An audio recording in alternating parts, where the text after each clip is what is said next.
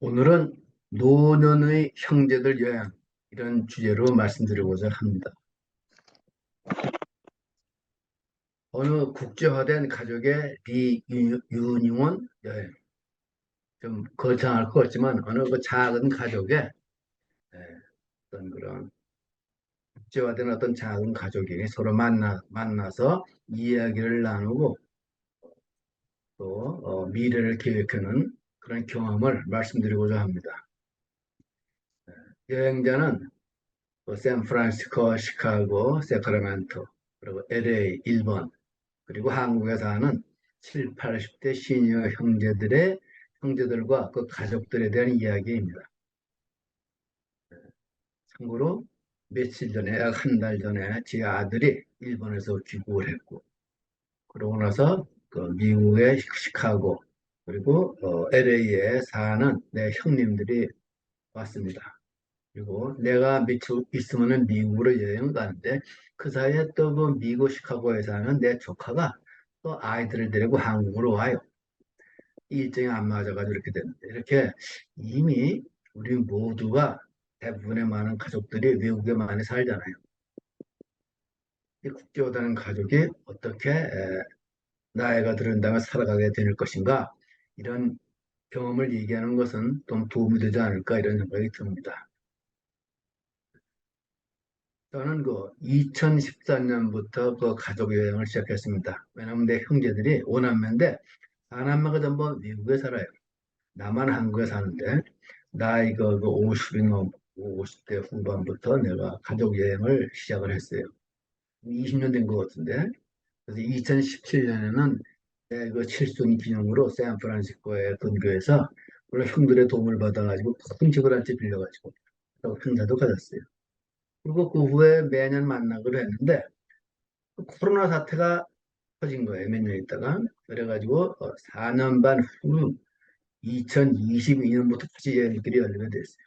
그래서 작년에 내가 우리 형들이 나를 찾아왔고 또 우리 아들도 일본에서 찾아오게 됐고 그리고 금년에 또 이렇게 찾아와서 서로 만나고 서로 이야기하고 이런 경험을 말씀드리고자 합니다. 저는 그 여행에 이렇게 만나서 여행을 같이 하게 됐는데 이 의미가 뭘까? 함께 보낸 시간의 의미는 뭐냐? 이것이 굳이 내가 생각을 하지 않더라도 자연스럽게 에, 머리에 떠오르더라, 또 올랐어요. 그래서 그 경험을 말씀드리고자 합니다. 한 세 가지 정도로 정리를 했는데 먼저 노년의 형제들 여행은 과거 함께 살았던 경험을 더 깊고 넓은 눈으로 이해하고 승화시켜주는 것 같다. 가령 저는 뭐 나는 70대 중반이고 우리 형들은 80대 중반이 됐는데 우리 사실 같이 산 기간이 그렇게 많지 않아요. 어렸을 때는 6.25 직후라서 여기저기 피난 다녔고 그다음에 중고등학교 때는 서울서 다니고 서울서 여기저기 뭐 학교도 여기저기 다니고 하느라고 그렇게 실제로 함께 살았던 시간은 말이에요. 한 4, 5년 인텐시브하게 살았던 것 같아요. 그렇지만 이분들은 나이 30대다 큰 미래를 위해서 미국으로 떠났죠. 그리고 나만 남았는데 그래서 50대 후반 이후에 서로 만나기 시작했단 말이에요. 물론 그전에도 만나기는 만났지만은 그전엔 뭐 일을 하느라고 난 나대로 일을 하고 형은 형들대로 일을 하느라고 서로 어떻게 마음속 이야기를 할 기회들이 없었어요. 그런데 이제는 그분들은 완전히 은퇴를 하셨고 나도 은퇴를 했고 하니까 지금 서로 만나서 이 얘기하는 거는 좀 더 깊고 넓은 눈으로 서로 상대를 이해하고 과거 여러 가지 사건이 있었다면은 그거를 좀 더 그 유머를 섞어서 서로 소화시켜서 승화시켜주는 그런 경험들을 하고 있는 것 같아요. 아, 다시 말하면 노년에 이런 형제들은 서로 말을 하지 않아도 과거의 아쉬움들을 해소하고 이해하고 받아들이고 넘어갈 수 있게 되었다. 그 응어리를 자꾸 하나 풀어가는 그런 과정이었습니다. 과정이었던 거고. 그리고 오늘을 사는 거예요. 그것으로 충분한 것 같아요. 우리 형제들이 얘기하면서 사실 대부분의 갈등들이 있었잖아요. 다들. 웃어 넘길 수 있는 게 대부분인 거예요. 그때 심각했지만. 또 과거에도 우리 형제들은 서로의 그 나이, 그리고 경험에서 생긴 차이와 갈등이 있었는데 그걸 어렵게 풀어내기도 했어요. 그런데 지금은 말이에요. 이상하게도 더 과거의 다툼이라든가 이런 게 더 새롭게 그리고 아름답고 경건하게 돼가지고 그런 경험들을 공유하면서 거의 공원에서도 같이 산책도 사람도 가보고 또 술집도 가고 카페도 가고 이러면서 인생이 좀 더 재밌어지는 거예요. 그럼 우리들 여행의 의미는 뭐냐? 이미 제가 아까 말씀드렸듯이 그 우리 가족들은 국제화된 가족이란 말이에요. 사실 좀 많은 가족들이 그래요. 내 친구들 보면은 자식들 뭐 해외에 보내잖아요. 그리고 본인들이 자식들은 한국에 들어오지 않는 아이들이 많아요. 그래서 본인들이 원튼 원치 않든 이미 세계에 흩어져서 살게 되어 있습니다. 근데 우리들은 뭘 바라냐면은 자손들에게 말이요. 우리가 그 인생의 아주 작은 우리의 삶의 작은 역할 모델이 되었으면 하는 걸 기대해요. 그런데 이게 절대 마음대로 되는 일이 아니라는 걸 우리는 이미 경험으로 알게 됐어요. 그래도 몇 가지 상황에 대해서 희망을 품는 건 가능하다. 예를 들어서 우리 형제들이 서로 우애 있게 살듯이 우리 아이들도 말이에요. 자기들 가정을 잘 지키내고 형제자매들이 우애를 좀 높게 쌓고 그리고 사회에 작은 보탬이 되는 말이에요. 그런 일을 하면서 세상 살아가면 좋겠다. 무슨 큰 일이 되는 거, 큰 사람이 되는 사람은 내 생각에 욕심인 것 같아요. 자식이 마음대로 됩니까? 절대로 마음대로 안 되거든. 잘 되는 아이도 있고, 못 되는 아이도 있고, 잘나는 놈도 있고, 못내는 놈도 있는데, 나이 들으면 다 비슷해지는 것 같아요. 그래서 우리들처럼 말이에요. 몇 년만이라도 정기적으로 서로 만나서 여행도 하고, 왜 이렇게 살아갈 수 있으면 좋은 일 아니겠는가, 이런 얘기들을 했습니다. 내 식으로 표현한다면, 들 모두 현실적인 작은 시민으로 서로 연대하면서 살아가지고 왔으면 좋겠다. 이건 좀 건방진 표현인데, 이는 우리가 시민운동을 하는 그 대식의 어떤 표현이라고 보면 좋을 것 같습니다. 그리고 두 번째는 뭐냐? 두 번째 의미는. 노년의 형제들 여행의 번째 의미는 이게 에, 관계가 더 단순하게 되는 것 같아요. 삶이 복잡할 것 같지만은 나이 들으면 이 본질적으로 보게 되니까 더 단순하게 정리가 되는 것 같아요. 나로서는 상당히 그 중요한 경험인데 여기 지금 뭐 철새들이 말이에요. 지금 날아가고 있어요. 근데 철새들이 보통 그 지구의 한 4분의 1 정도는 날아서 온다고 그리고 4분의 1 정도 날아서 다시 왔다 갔다 하는 거예요. 근데 우리 형제들도 보니까 말이에요. 순도로 9천에서 11,000km, 이게 평균 한 10,000km를 비행기 타고 날아오더라고요. 또 난 또 10,000km를 날아서 날아가고. 지구 반바퀴에 해당하는 거리에 왔다 갔다. 지구가 한 4,000km인데, 4만 km인데, 왔다 가면은 서로가 2만 km를 들고 갔다 오는 거예요. 이게 철저들과 비슷한 거리가 아닌가. 이런 생각이 들었어요. 그래서 그 옛날에 내가 그 도요미라는 사람의 시를 참 좋아했어요. 그 시가 지금 와서 더 가슴 깊이 들어오는 거예요. 그래서 그 오른쪽에 내가 한번 해석을 할게요. 한시를. 사람 사는 곳에 오두막을 지었는데 쇠 끄는 소리, 말 울음소리로 시끄럽지가 않다. 어찌 그럴 수가 있느냐고? 마음이 멀어지면 사는 것도 절로 외딴 곳이 되는 법다. 동쪽 울타리 밑에서 국화를 꺾고 들고 멀리 남산을 바라보네. 산 기오는 해저무로 아름답고 새들은 짝지어 돌아오는구나. 이 가운데 참뜻이 있어 말로 드러내려다 할 말 있고 말았네. 이건 내가 평택에서 변두리에 살다 보니까는 철새들 날라오는 그 공원을 맨날 보고 그리고 논밭을 맨날 지나서 갑니다. 그러고 보면 새들이 짝지어 저녁 때 돌아오는 게 보여요. 그리고 자기들 그 공주로 돌아가더라고. 아니, 이 모습이 길게 보면 사람도 마찬가지 아닌가. 뭐, 그 이상의 무슨 큰 의미가 있나? 인생에? 거기에 최고의 참뜻이 있지 않나? 이런 생각이 들었어요. 또 우리가 뭐, 육서 대학을 다니고, 뭐 의사가 되고, 비즈니스를 하고, 그리고 서로 살아간다 그래도, 이게 본질적으로 결국은 이 새들처럼 말이에요. 여행을 하고, 결국은 돌아오는 게 아니냐? 우리 형제들도 새들과 비슷하지 않은가? 그런 생각이 들어서 이 시가 더욱 그 마음에 들어왔습니다. 그리고 그 새 눈동자도, 또 어린 나이에 맑은 눈동자도, 또 어린 강아지의 하품하는 모습도, 이 모든 게 기적이다. 그리고 내가 아침에 눈을 뜨면 숨을 쉬고 또 눈을 뜨면 또 환하게 보이잖아요. 그 자체가 기적이다.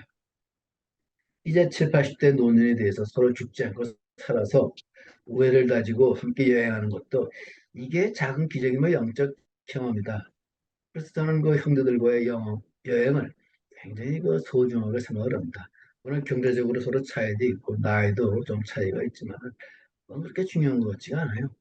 또 몸이 튼튼하고 몸이 아프고 더 중요한 것 같잖아요. 몸이 아프면 아픈 대로 여행을 하더라고. 형님들은 나이가 많으니까 반드시 아픈 사람들이 생겨요, 오시면. 생기면 생기는 대로. 또 나면 낫는 대로. 뭐 서로 얘기를 하고 하니까 이렇게 상당히 굉장히 어렸을 때하고 다르게 새로운 그런 경험이 돼서 느껴졌어요. 그래서 노인들은 그 여행은 삶을 단순하고 명료하게 만든다. 이런 것 같아요. 그래서 결국은 어, 이미 우리들 나이쯤 되면 성공과 실패, 그리고 미축, 강함, 약함, 이게 모두가 서로 상대적이라는 걸 알고 꼭 필요하다는 걸 알게 되고, 그리고 인생은 항상 미완성이에요. 미완성으로 끝나더라. 이 미완성을 애달프게 생각하면 안 돼요. 그리고 큰언니은 벌써 돌아가셨거든요. 몇 년 됐어요. 그러니까 지금 물론 미완성인데 그냥 다 완성인 것 같아요. 그 자체가. 그리고 인생은 미완성이기 때문에 더 고귀하며 애틋하죠. 그래서 더 가치 있고 소중하다. 그래서 그 돈키호테가 하늘을 별을 보고 끊임없이 그 욕망을 내잖아요. 별을 잡기 위해서. 그리고 이룰 수 없는 꿈을 향해 달려가고 있는데 그 돈키호테의 인생은 미완성이라는 거예요. 그렇지만은 그 자체가 상당히 그 고귀하고 애틋하기 때문에 많은 사람들이 돈키호테를 사랑하는 게 아닌가. 여러분, 우리 모두가 돈키호테가 되어야지 더 행복한 삶을 살게 되지 않을까 이런 생각이 들었어요. 마지막으로 노년에 이른 형제들의 여행은 여러분 영적 경험이 되고 만다. 이 노년 초월의 개념은 그 에릭 에릭슨이라는 인간 발달에 대한 학자가 있잖아요. 그 학자하고 또 그 라서 톤스탐이라고 어, 나보다 좀 몇 살 젊어서 돌아가셨는데 그 스웨덴 학자인데 그 사람들의 책을 읽어보고 그 사람들의 공로가 크다 이런 생각이 들었습니다. 그들은 노년 초를 이렇게 정의했어요. 노년기에 접어든 사람은 인생의 전반적인 시각을 물질주의적이고 합리적인 시각에서 우주적이고 초월적인 시각으로 변화시킵니다. 그 말이 꼭 맞는 것 같아요. 우리 형들 80대 중반에 이런 사람을 노년기라고 얘기 되잖아요. 노년기 후반이죠. 난 노년기 초반이란 말이에요. 70대 중반이니까. 근데 이런 나이가 되면은 이 물질주의적이고 어떤 그 합리적인 시각, 성철을 둬서 일을 한다든가 목표를 정해놓고 어? 한 달, 1년 뭐 이렇게 딱 정해졌고 목표를 달성하기 위한 그런 시각이 아니라 좀 더 노소, 미축, 강약 이런 걸 다 포함을 해서 좀 더 초월적인 시각으로 내 생각이 바뀌었는데 우리 형제들도 똑같은 것 같아요. 그런 걸 서로 이야기를 하고 서로 상대방의 어떤 생각을 듣는 거는 상당히 저한테는 반가운 일이었어요. 에, 그리고 그 스웨덴 학자는 토른스탐은 노년의 특징을 이렇게 얘기했어요. 노년은 말이요, 죽음과 질병에 대한 두려움이 줄어들고 도덕에 대한 갈망이 커지며 더 적은 사람들과 더 깊은 관계를 형성하며 오래된 습관과 일과 원칙에 덜 몰두하고 집착하게 하는 것이다. 이 말이 꼭 들어맞는 것 같아요. 뭐 우리 형들이 와서 의도치 않게 내 코로나에 걸렸는데 죽음 질병에 대한 두려움이 그렇게 크질 않았어요. 곧 낫겠지. 안 나면 안 나는데. 내 여유가 많은지 몰랐어요. 그리고 형들이 오면 오는 대로 좀 또 가면은 또 고독해질 거 아니에요. 고독에 대한 또 그런 갈망도 생겨요. 그리고 이제 많은 사람들 페이스북에 수많은 사람 친구를 사귀고 인스타그램에 어떤 좋은 그림을 올려서 많은 사람 만나고 이런 욕망이 없어요. 그래서 페이스북도 하게 되고 블로그도 안 하게 되고 이렇게 되더라고요. 소수의 사람들과 뭐좀 적은 사람들이라도 더 깊은 관계를 형성하고 얘기야. 그래서 옛날 그 오래된 낡은 습관 그리고 옛날 그 일할 때 그런 거 힘듦과 지루함 이런 것에 집착하지 않고 하루하루 감사하게 살아가게 되는데 이게 에, 잘 살아가는 노년의 어떤 초월감의 특징이 아니겠는가. 이게 옳다 이런 생각이 들었습니다. 포레스트함의 얘기 중에 중요한 게 저는 세 개예요. 포레스트함은 이렇게 얘기했어요. 노는 일을 어린아이, 청소년, 성인, 중년, 노인이 된 것 같은 기분이 동시에 드는 것을 노년 초월의 첫 번째 징후다. 그러니까 노년이 되면 이미 우리 속에 형들하고 만나서 얘기를 하게 되면 어린아이 시절도 있고, 애기 시절이 있다. 청소년 시절도 있고, 성인, 중년. 이 시절에 다 포함돼서 서로 얘기를 하니까 공부해줄 수밖에 없는 거예요. 이게. 그러니까는 이게 첫 번째 징후다. 또 이 메들렌 랭거라는 사람이 이렇게 얘기를 했어요. 젊은 그 여자 학자인데 시인이고 아주 이 말이 나 옳다고 봐요. 노는 말이요. 당신이 지나온 모든 나이를 하나도 잃지 않는 것이 나이 들면 멋진 점이다. 그러니까 이 말이 옛날엔 노인인가 했는데 지금 보면 확실하게 내가 살아온 모든 나이를 다 포함하고 살아가는 것 같아요. 잘 살아왔으면 잘 살아온 대로 이 어린 삶을 살았으면 그 치기 어린 그런 잘못 그리고 어떤 뭐 일시적으로 방탕했으면 그 방탕한 것의 그 삶 자체도 또 신선하게 어떻게 정의감에 붙어서 활동을 했다면 그 자체가 이 모든 게 다 포함해서 멋진 삶이 아니냐. 그러니까 내가 요새 그 거기 뭐냐 그 주역 강의를 그 분이 있잖아요. 내 또래 어? 왜 학자가 있는데 이 사람 얘기를 들어도 결국은 이런 얘기 같아요. 다 포함하고 있는 거고 주역도 그 미완성으로 끝나는 거거든 사실은 끊임없이 배운다는 그런데 이 모두를 하나도 잃지 않고 거기서 인생의 교훈을 얻는다. 이게 주역의 멋짐이고 또 우리 인생사의 멋진 점이다. 끝으로 나이를 잊고 살라는 에이젤리스라는 말이 있다. 에이젤리스, 나이를 잊고 살라라 이거예요. 근데 그런 의미가 아니고 에이지풀리스, 나이를 충만하게 살아라. 이런 의미다. 노년 초월감이란.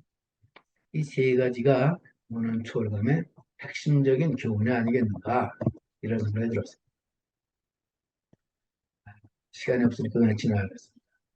우리 형제들 생각은 좀 서로 다른 점이 많았던 것 같아요. 예를 들면은 형들은 좀 보수적이고 나는 진보적인 것 같아요. 근데 이걸 그 여러 문헌을 보면 대개 윗형들은 보수적이 많고 나처럼 맨 끝에 태어난 놈들은 진보적이 되지 않으면 살아갈 수가 없기 때문에 진보적인 것 같아요. 변화를 바라고 이런 일로 벌어질 때는 다투는 일이 좀 많았어요. 그런데 지금은 말이에요. 우리가 다른 점보다 같은 점이 더 많은 거예요. 그리고 우리의 다른 부분이 서로 서로에게 또 인생의 오중함이라는 걸 서로 이해하게 됐어요. 이미 우리는 상대를 바꿀 생각은 벌써 다 벌었어요. 이거 안 되는지 알자. 그리고 서로 존중하는 화목하게 살아갈 를 거듭하고 살아가는 게 아닌가 이런 생각을 하게 되었습니다. 어떤 사람들은 노년기를 낭만하지 말라. 노년기는 추악하고, 그리고 뭐가 뭐가 있냐? 빈 껍데기다. 아무것도 없는 거다. 이런 사람들이 많은데, 잘난 사람일수록 그런 얘기하는 사람들이 많아요. 시인, 뭐, 음악가 할 거 없이 그런 사람들이 많습니다.